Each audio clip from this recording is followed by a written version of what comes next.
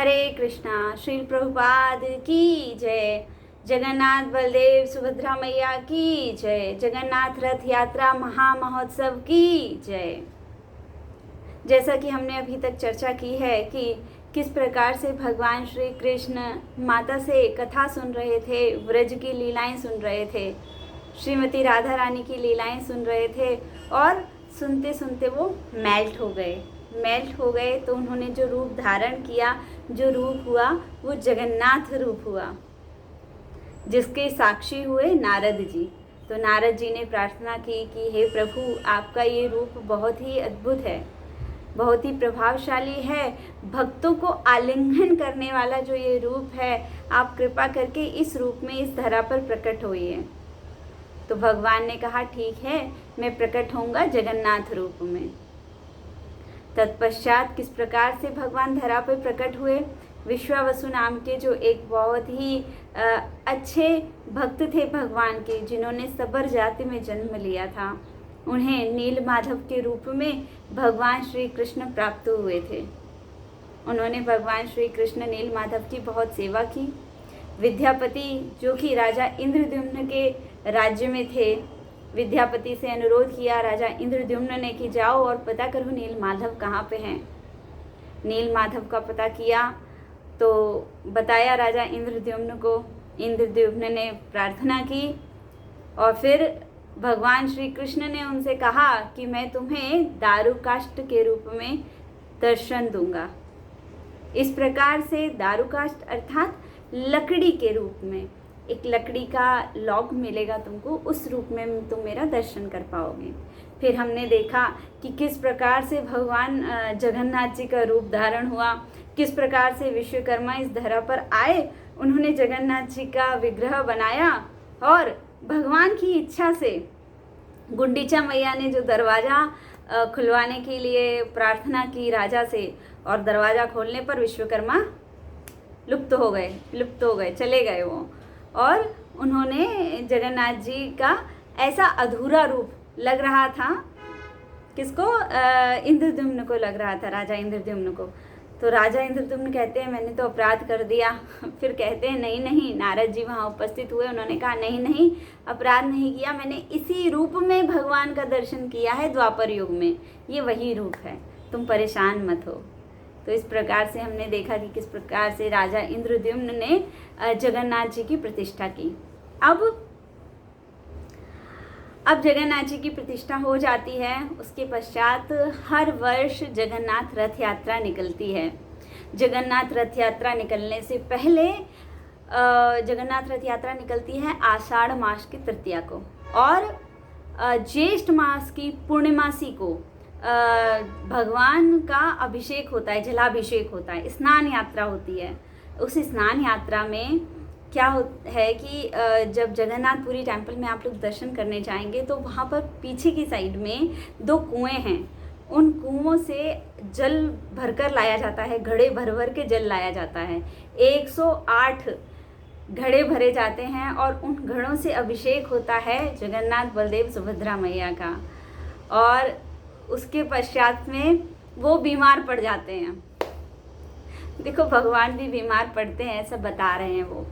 भगवान जब बीमार पड़ जाते हैं स्नान यात्रा के बाद में, तो वो अपनी मम्मी के पास जाते हैं। कहाँ? गुंडीचा मंदिर, गुंडीचा जाते हैं और भगवान वहाँ पे 15 दिन विश्राम करते हैं। 15 दिन विश्राम में भगवान वहाँ क्या करते हैं?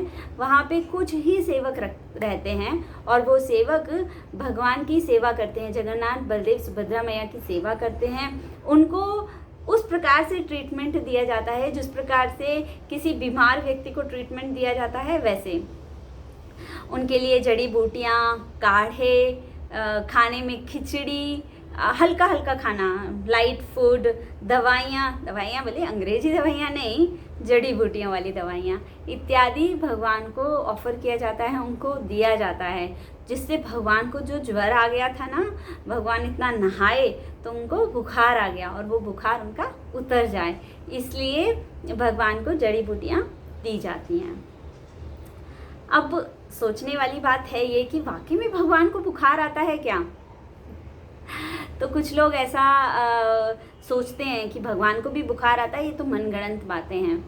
तो एक बहुत ही सुंदर कथा है, शेयर करती हूँ कि एक बार की बात है कि मुंबई के कुछ डिवोटीज़ गए थे जगन्नाथपुरी स्नान यात्रा और रथ यात्रा का दर्शन करने के लिए।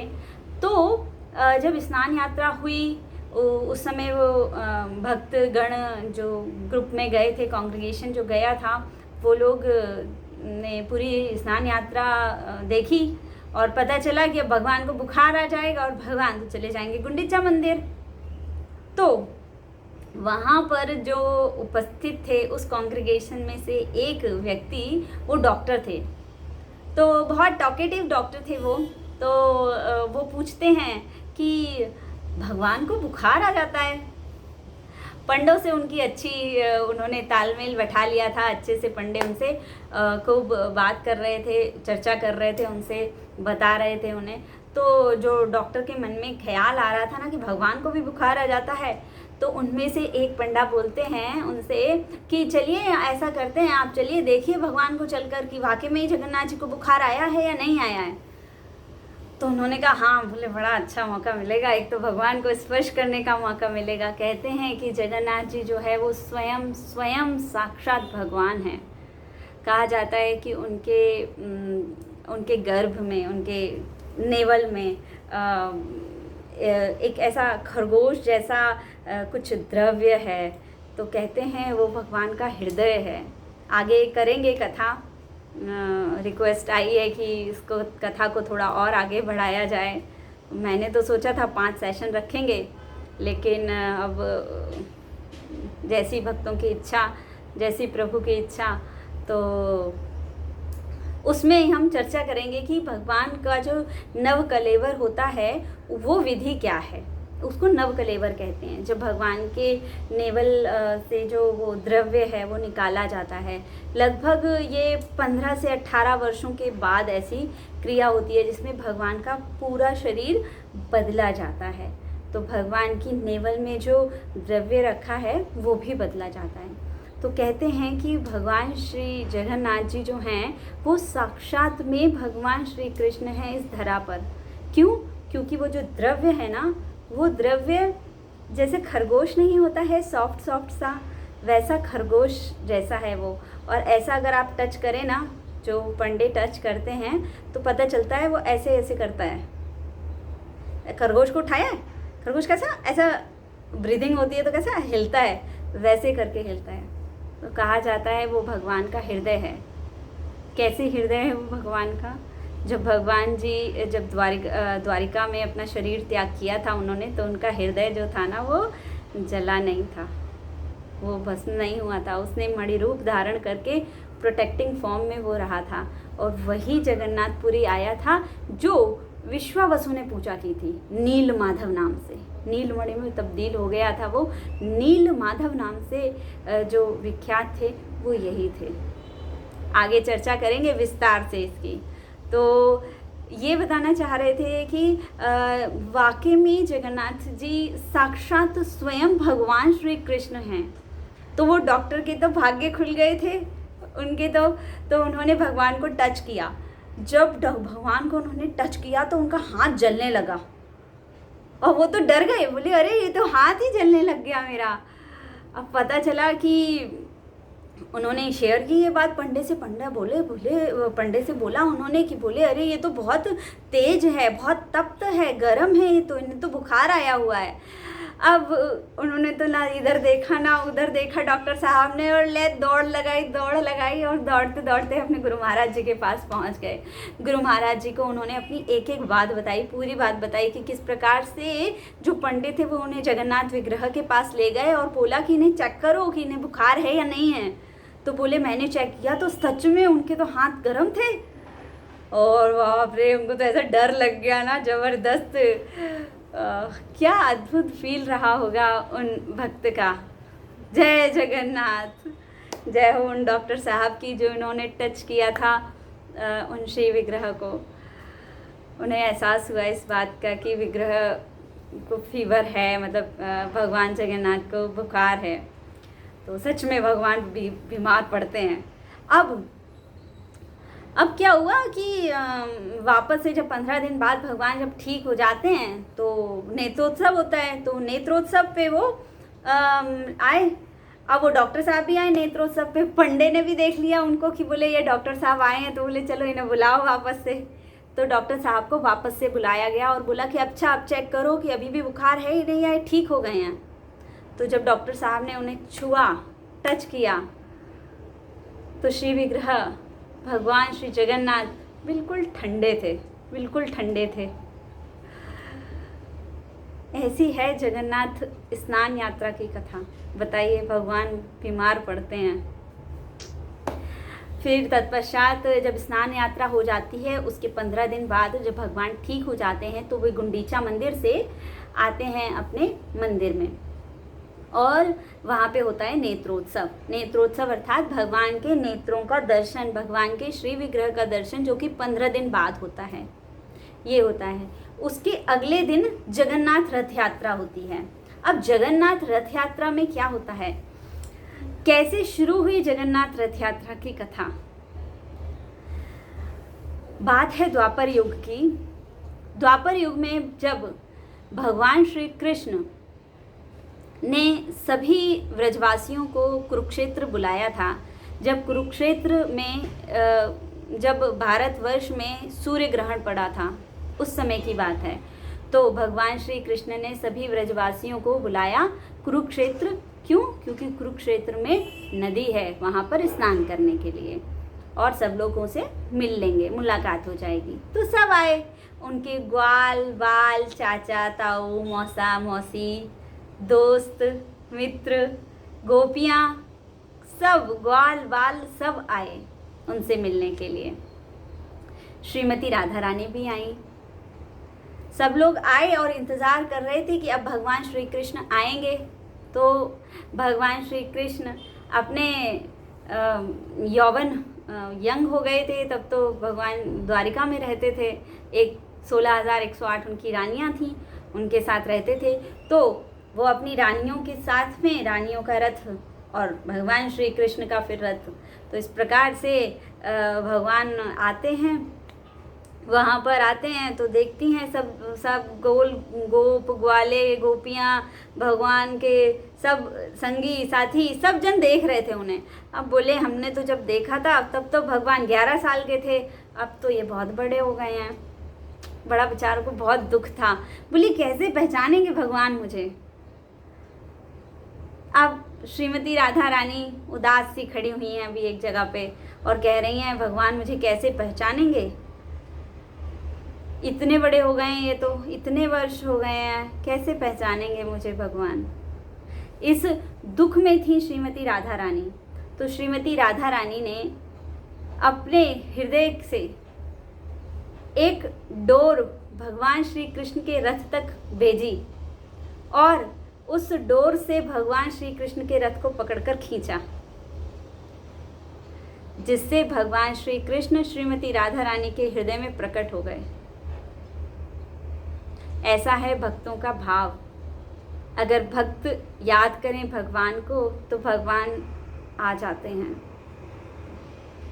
वो श्रीमती राधा रानी हैं। तो श्रीमती राधा रानी ने जो बुलाया भगवान को, तो भगवान खींचे चले आए। कैसे? राधा रानी ने खींचा, जैसे रथ को खींचा जाता है उस प्रकार से डोरी बांधकर भगवान के रथ को श्रीमती राधा रानी ने खींचा। इस प्रकार से, इस कारण से जगन्नाथ रथ यात्रा शुरू हुई। जो रथ को खींचने की प्रथा है वो श्रीमती राधा रानी ने शुरू की थी। आज रथ यात्रा है। उम्मीद है कि आप सभी लोग अपने अपने एरिया में जहाँ भी रथ यात्रा हो रही है वहाँ पर जाके भगवान श्री जगन्नाथ, बलदेव और सुभद्रा मैया के रथ को खींचेंगे।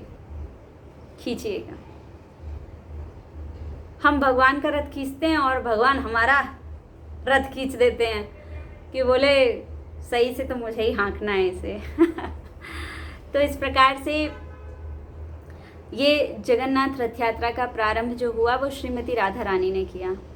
अब 3 रथ होते हैं जगन्नाथ, बलदेव और सुभद्रा मैया के।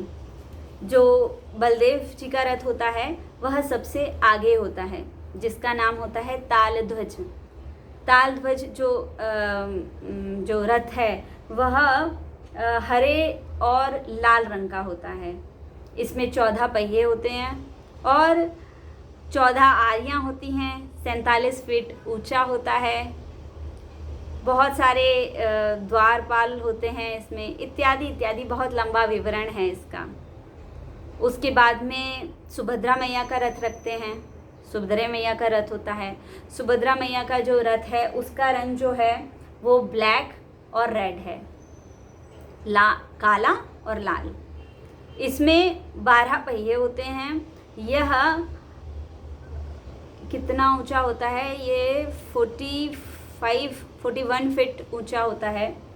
और इसमें सुभद्रा मैया के रथ में उनके विग्रहों के साथ में सुदर्शन जी को भी रखा जाता है।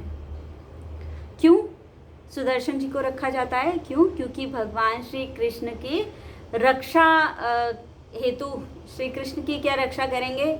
दूसरों का हटाने के लिए है, तो रक्षा करते हैं सुदर्शन जी। तो इसी प्रकार से सुदर्शन जो थे वो इसलिए सुभद्रा मैया के रथ में रखे जाते हैं ताकि वो सुभद्रा मैया की रक्षा कर सकें। और सबसे पीछे जो रथ होता है वह होता है नंदी घोष रथ, जिसमें जगन्नाथ जी बैठे होते हैं, विराजमान होते हैं। इसका रंग जो होता है वो पीला और लाल होता है। यह इसमें 16 पहिए होते हैं। लगभग 50 फीट ऊंचा होता है यह। इसमें अनेकानेक द्वारपाल होते हैं, पहरेदार होते हैं, जय विजय, गरुड़ ध्वज बैठे होते हैं इसमें, इत्यादि इत्यादि। बहुत लंबा विवरण है।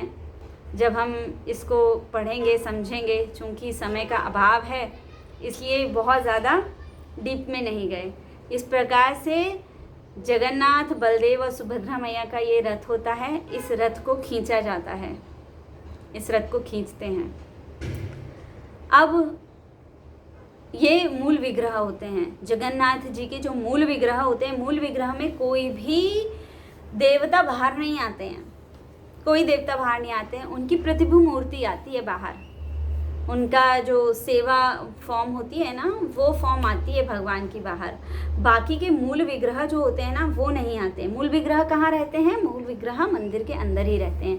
केवल और केवल जगन्नाथ जी ऐसे हैं जो मूल विग्रह रूप में बाहर आते हैं, सबको दर्शन देने, सबको दर्शन देने। हिंदू तो अंदर जाके भी लेते हैं दर्शन, मुस्लिम, सिख, ईसाई, फॉरेनर्स इत्यादि इत्यादि, सब लोग दर्शन कर सकते हैं, सब लोग दर्शन करते हैं। मूल विग्रह में भगवान स्वयं प्रकट होते हैं। यहाँ पे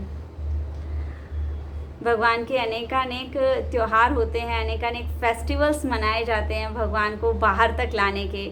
चूँकि समय का अभाव है इसलिए बहुत डीपली चर्चा नहीं की है, कभी करेंगे इसकी डीपली चर्चा भी। अब भगवान के रथ को खींचा जाता है। जब भगवान के रथ को खींचा जाता है तो भगवान की जब चलने की इच्छा होती है तो भगवान चलते हैं, और भगवान की जब चलने की इच्छा नहीं होती है तो भगवान नहीं चलते हैं, रुक जाते हैं। ऐसे 2 इंसिडेंट्स आए हैं जब भगवान की इच्छा नहीं थी। तो कहते हैं कि भगवान को रथ को खींचने के लिए बहुत सारे पहलवानों को बुलाया जाता है। हाथी भी आते हैं कभी कभी, तो भगवान का रथ को खींचने हाथी भी आते हैं। बेचारे पहलवान भी हार जाते हैं और हाथी भी हार जाता है, सब हार जाते हैं, पर भगवान का रथ नहीं खिंचता है, रथ आगे नहीं बढ़ता है। ऐसी 2 कथाएं मैं आपके साथ शेयर करती हूँ। एक भगवान के भक्त थे जिनका नाम था सालबेग। सालबेग नाम के एक भक्त थे, ये मुस्लिम थे। इनके जो पिताजी थे वो मुस्लिम थे और माताजी हिंदू थी इनकी। सालबेग दोनों ही धर्म मानते थे, हिंदू धर्म भी मानते थे, मुस्लिम धर्म भी मानते थे। ना पिता को नाराज करते थे ना माता को नाराज करते थे, दोनों धर्मों का वो पालन करते थे।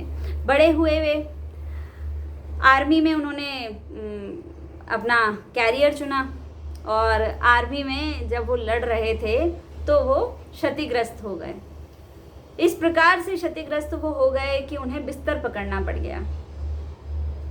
बिस्तर पे पड़ गए, वो बहुत दुखी कि बोले मेरा क्या होगा, मेरे जीवन का क्या होगा। वो इस विरह में, इस दुख में अपनी माँ को बोला करते थे कि माँ मुझे बहुत कष्ट है। तो उनकी माँ कहती थी कि कष्ट को सुन रही थी, काफ़ी समय हो गया, तो उनकी माता कहती हैं तुम जगन्नाथ जी को याद करो। तो उन्होंने कहा ठीक है। अब वो जय जगन्नाथ जय जगन्नाथ जय जगन्नाथ पूरे दिन जय जगन्नाथ करते रहते थे और जगन्नाथ जी का स्मरण करते थे। अब जगन्नाथ जी तो आए नहीं, बड़ा दुख, बड़ा दुख। उन्होंने अपना घर त्याग करके उस मार्ग में अपना घर ले लिया जिस मार्ग से रथ यात्रा निकलती थी। अब वो वहाँ पर रह के जय जगन्नाथ जय जगन्नाथ जय जगन्नाथ करने लगे। एक दिन जगन्नाथ जी उनके स्वप्न में आते हैं और कहते हैं कि मैं तुम्हारी भक्ति से बहुत प्रसन्न हूँ, बताओ क्या वर मांगते हो। तो वो कहते हैं मुझे कोई वर नहीं चाहिए तुमसे, मैं इतने दिन से तुम्हें बुला रहा था तब तो तुम आए नहीं। तो बोले अब तुम कह रहे हो वर मांगो वर मांगो, नहीं मांगना मुझे वर। तो जगन्नाथ जी कहते हैं अरे नाराज क्यों हो रहे हो। और तत्पश्चात जगन्नाथ जी उनसे कहते हैं कि मैं तुम्हें ये आशीर्वाद देता हूँ कि जब जब मेरी रथ यात्रा निकलेगी तब तक मेरा रथ यहाँ आके रुकेगा।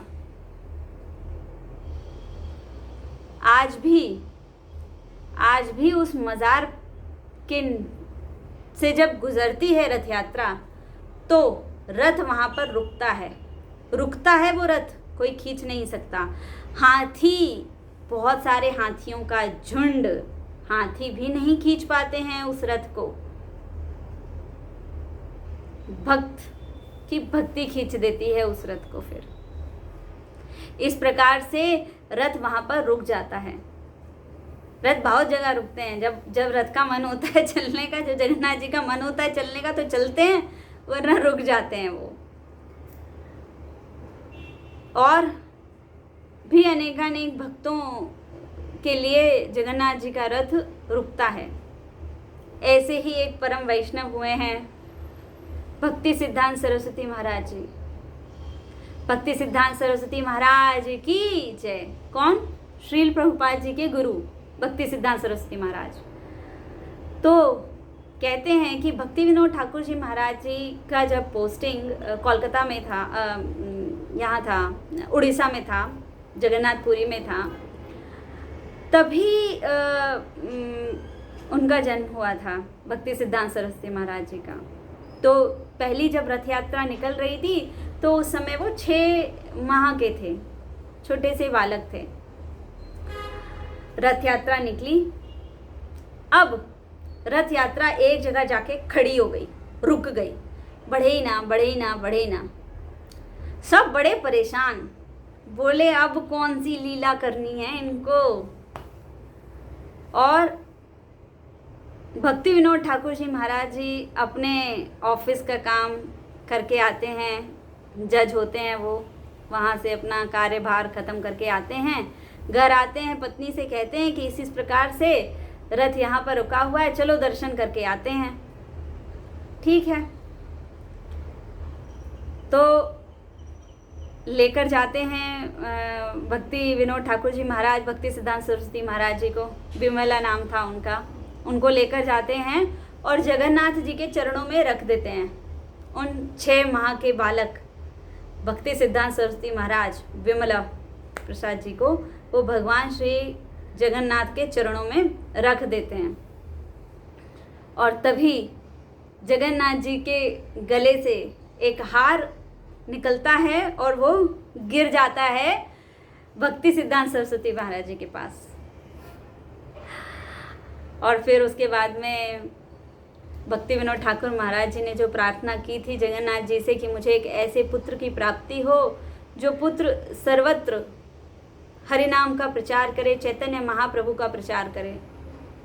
और जब ये जगन्नाथ जी की माला, उनके गले का हार निकल कर गिरा था भक्ति सिद्धांत सरस्वती महाराज जी के गले में, तो वो समझ गए थे कि भक्ति सिद्धांत सरस्वती ही मेरे भगवान श्री चैतन्य महाप्रभु का पूरे संसार में प्रचार करेंगे।